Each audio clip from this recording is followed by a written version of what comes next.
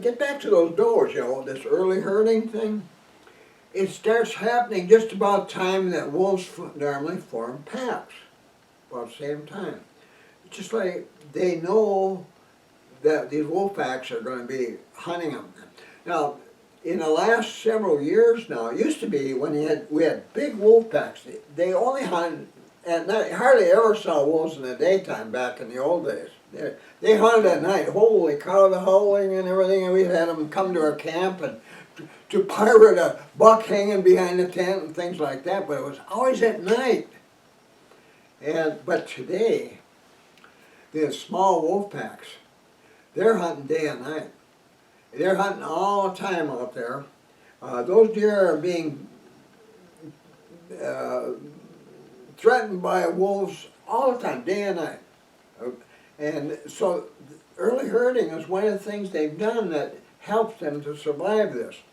When you get a bunch of deer together, you got lots of eyes, ears, and noses to keep track of your surroundings. So the ability to be able to spot wolves early and while they're still safe distance away is really improved when they're in herds. And the second thing, if you're a doe and you got a fawn and you're alone, and wolves sneak up on you, the odds that fawn is going to be killed and eaten are really great. But if there's 15, 20 deer together like that, the odds that fawn is going to survive is much greater, because those wolves won't be getting all the fawns. They're going to go after one. And so more fawns survive when they live in herds than they do otherwise. And then the does are particularly good at knowing what to do when wolves are near them, when they're acting as if they're hunting. So they're good at that. So this early herding and never feeding in the same place twice in a row, despite all the fresh deer signs you find in places like that, that kind of thing is one thing. Now here's another one, and I've been getting letters from guys from different parts of the country, and so I'm thinking, gee, the same thing's happening there. They become nocturnal. And I talked to you about nocturnal. In the old days, our deer would get up about 4 in the morning and they'd go get a drink of water, and then they'd go to feeding area and they'd feed out there until maybe 9, 10 o'clock. In wolf country, 9 o'clock. In other areas, it's 10 o'clock, sometimes later, depending on the weather. Then they go to the bedding area and they'd stay there all day until a couple hours before dark in the evening and get up and go through that whole cycle all over again. Not this last year or the year before or the year for that. Our trail cams were telling us, plus tracks we'd find, after a light snow and things like that would give us the same kind of information, but they were moving primarily between 11:30 at night and 3:30 in the morning. Imagine that. How do you hunt deer that are only active between 11:30 at night and 3:30 in the morning? And that's so disgusting. You can get out to a stand site, fresh tracks all over the place. You go, oh boy, this looks exciting, and come from downwind, do everything just right, and never see a deer there all day long. So that's what those does are doing now too. Isn't that something? That is really smart, but it really hurts deer hunting. Now, the warm weather, the wolves, all these things working against us. Not only that, this last year, like I mentioned earlier, some of those bucks I had found during the previous fall, November, and signs of bucks in early spring were no longer there.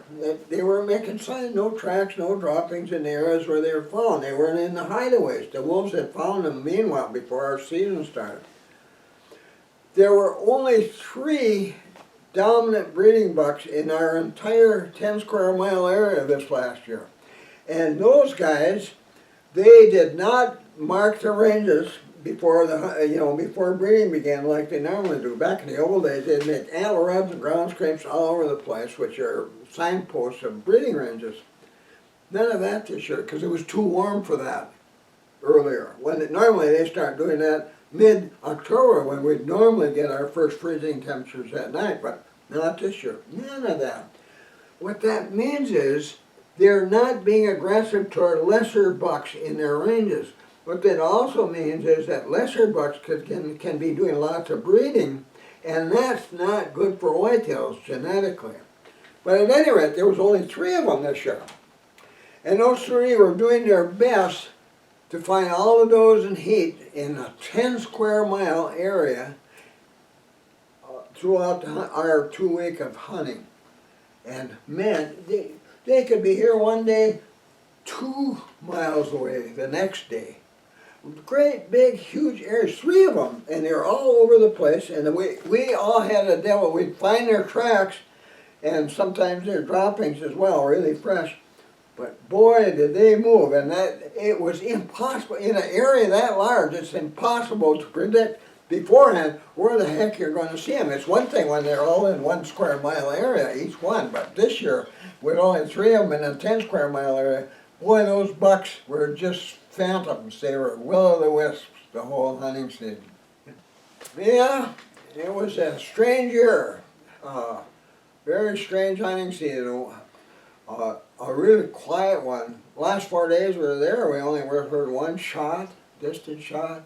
Usually we have guys coming down the road, come and see how us Nordbergs are doing during the week, and nobody came down the road, our logging trail, to come and see how we were doing. It was a really strange, quiet season, and one of danger, knowing those wolves are potentially dangerous.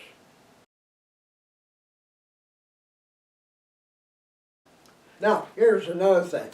This is important, I think. You guys that hunt where there are wolves, this is important for you to know, I think. I've put a lot of thought into this. What in the world can be done with circumstances like this to improve deer hunting? Well, there's one thing I think that would really help. A later hunting season. You know, like our firearm hunting season usually starts the first Saturday of November every year. Now, I think, personally, it should start after the 17th of November. And the reason I think that is because on the 17th, that first 2 week period of breeding will be over. That's the period during which 85% of does are bred, most of them.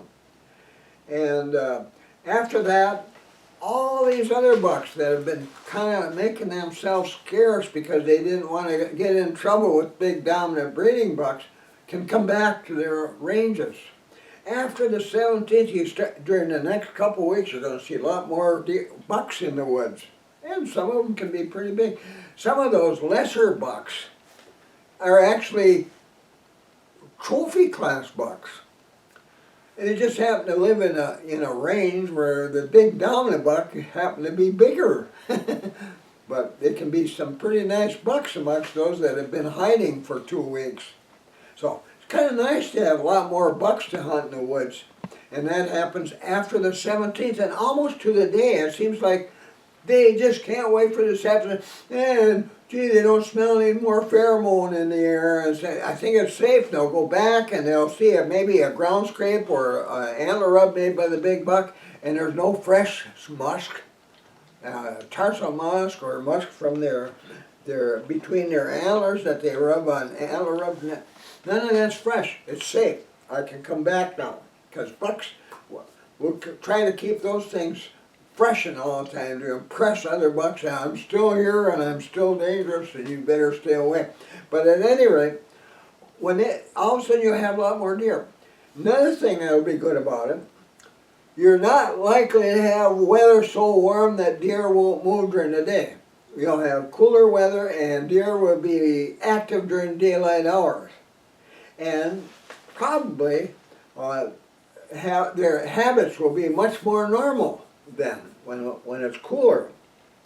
And you'll see more of them getting up early in the morning and then going to their feeding area in the morning and not starting feeding again until maybe 2 hours before sunset in the evening. You'll see more deer doing that. So that would be nice. No more deer laying around during the day because temperatures are 50, 70 degrees out there in the woods. That would be good. So guys, I think our hunting would be a lot more enjoyable and a lot more successful if we have later hunting seasons now. And blame it on global warming. But if we're going to do our job as hunters and reduce our deer herds every year by about 50%, we need some help here because of changes that have been made and changes the deer and the wolves have made. We're going to adapt to that, and adapting would be to hunt later. Yeah, I know it might interfere with Thanksgiving dinner. I remember when I first started hunting, I did that, and the women would be also mad because we wanted to be out in the woods on that day. But you can take a day out from hunting and have Thanksgiving dinner. So, might even consider lengthening. Let's say, we have 2 weeks of hunting in the fall, firearm hunting in Zone 1 in Minnesota, that northeastern half of the state. I think if we want to improve hunting success in that area, whether you're hunting bucks or does or whatever, let's make it a 3-week season.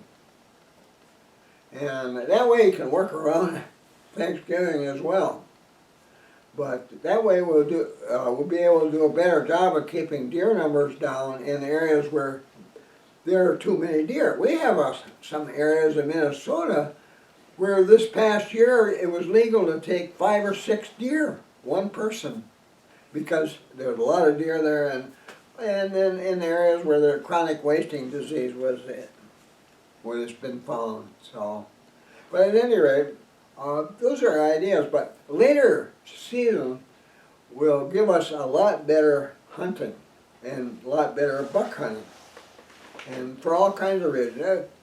Just snow on the ground, what a difference that makes. Us Nordbergs, when we're in the woods and we find some fresh tracks made by a big buck, like say 4 inches long for the hoof print, that's a big one. That's a really big one. You don't see that so much when there's no snow on the ground, but when there's snow on the ground, there it is, and there is no doubt that is one big buck. That 4-inch track means he's going to go on the wall if you get him. What an exciting thing. So where are you going to hunt him? Well, let's say he's with another deer with him, and the deer that's with him has tracks that are 3 inches long, and that's typical of a doe. And that buck wouldn't be with that deer unless that deer was in heat. If that deer urinates in the snow and you see spots of blood, she's definitely in heat.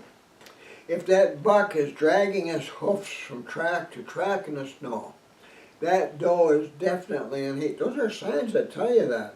Gee, let's say you're heading back to camp in the evening, and you run across tracks like that, and those two deer were heading toward this area over there where they like to feed. There's a lot of red osiers over there, and sugar maple saplings, and that kind of stuff that they like to eat. Mountain maples, and I don't know what they eat the browse they eat in your area in the winter, but our deer. So, what we think right now, and we're almost always right, and it's always productive, that buck is going to be with that doe in the morning in that feeding area. And I'm going to get there in the dark using all precautions us Nordbergs do that give me a good chance of getting there without upsetting the apple cart, without those deer knowing it or realizing. And I'm going to get that buck. And we've taken a lot of bucks after finding tracks like that in the evening. Sometime in the morning you're on the way there and, oh geez, here's a buck, he's with a doe, and they're going to that field. He's there right now. What an exciting find that is. So, snow can really make a difference on your success as a buck hunter. Especially using some of the techniques that I've been teaching you guys in the last several years. They really work well when you have snow. So, another reason to have a later firearm hunting season in Zone 1 in Minnesota. So now you guys encourage that. You might write a letter or even call a DNR and say, gee, this is what we should do and why. Do that. if you belong to a sports group, talk to your officers and tell, do you know we ought to send a letter to the DNR, explain why we think we should have a later hunting season, and give them those reasons. And I think before long, we'll get a later hunting season. So let's give it a try, guys. So with that, guys, thanks for watching. You've learned a lot now, which might be important to you in the future if you got wolves where you hunt. But keep that in mind. And with that, be sure to hit that subscribe button down below and that thumbs up button as well. That's a favor to me. Who wants to continue providing seminars for you in the future, and that's important for that reason. And then also keep in mind that if you haven't got your 10th edition of Whitetail Hunter's Almanac yet, geez, you got to do that. Especially you guys in northern U.S., well, everywhere for that matter. It doesn't matter if you're in Alabama or the Panhandle of Alaska. This is a book that's really good. Well, there's blacktails up there. They're like whitetails. But at any rate, this is a book that's going to really make a big difference on how successful you are in the future wherever you hunt. Unless your wolves get out of hand.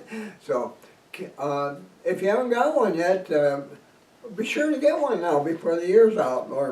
And if you got a son or daughter or friend who's a beginner or even an old veteran, what a nice thing it would be for you to buy a book to give to them for Christmas this year. This is a great Christmas gift for hunters, this book, that 10th edition of Whitetail Hunter's Almanac. It's sure to please hunters. You wait and see. They'll be thanking you for that book for decades because it'll make a big difference in how well they do in the future. So, okay guys, thanks for watching, and I'll be saying it again, I'm sure, before long. Merry Christmas. Be sure to visit my website. Here's the link. Here you'll find links to my blog posts, my Twitter account, my YouTube account, my Amazon store with links to my ebooks, my son's eBay store, a money saver if you're ordering from Canada or other countries, my website bookstore, and much more.